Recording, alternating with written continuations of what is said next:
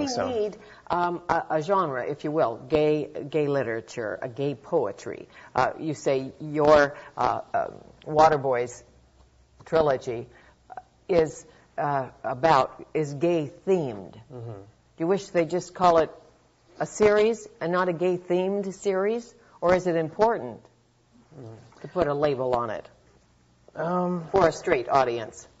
I don't know. I mean, I wonder if it's important for a gay audience or a straight audience. I'm not really sure. It's what I love is, I have a friend that this straight woman friend who just, she is Xander.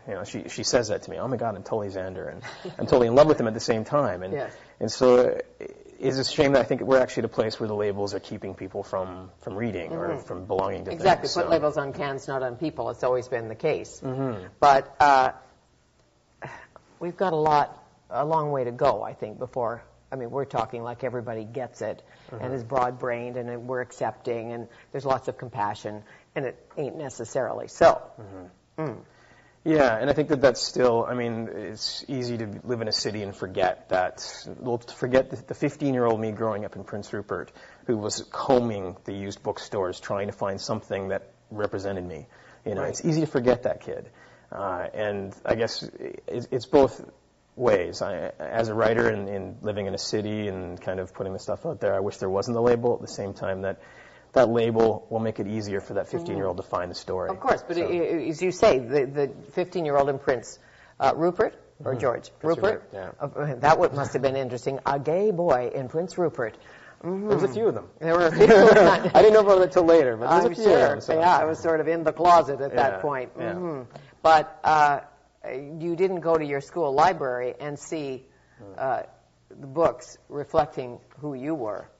You still can't in some jurisdictions, you may notice. I would guess most. I relied on Harold Robbins.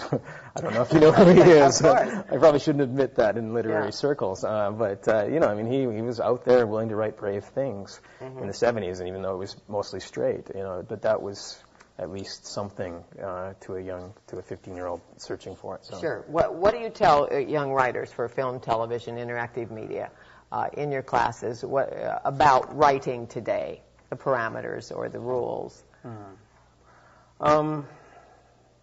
In 5 minutes or less. 5 minutes I know, or less. it was a big, broad question. No, but the key thing is, I mean, the funny thing is, I wrote this series, and I agreed to be the head of that, the writing for film and television program at Vancouver Film School for the same reason, which was that I'd written a PhD for 8-10 years that was for 3 people. I mean, 5 people read it, 3 of them actually really paid attention to it. To your PhD? Yeah, like very limited audience. But what my dissertation was about, ironically enough, was the need for community and the need for that kind of support and the ability to not be isolated. And as writers, we are so often isolated.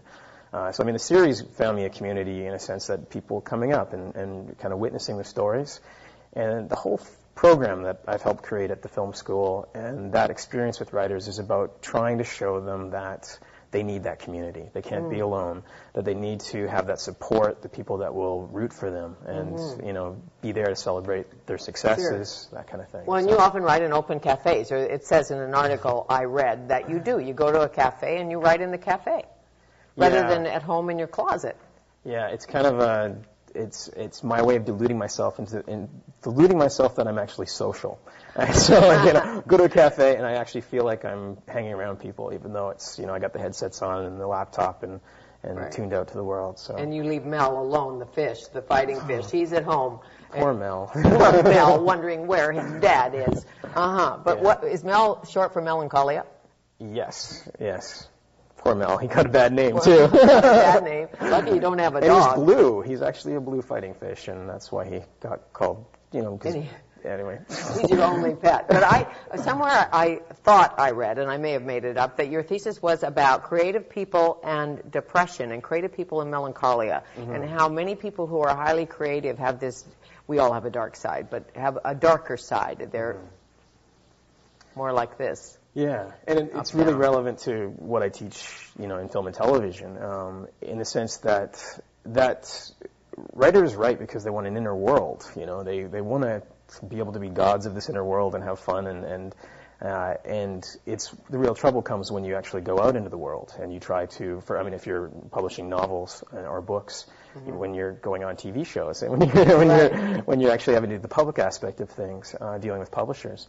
In film and TV, you're dealing with actors, directors, producers. It's this extraordinary landscape of chaos that the writer isn't equipped to deal with. No, and in light of all the reality television, which is so dreadful, I think, only my opinion, we need some good scripts. We need some good writers. We need someone who knows how to string a storyline together. And that's the really sad thing in terms of the rise of reality TV, is that loss of the good story.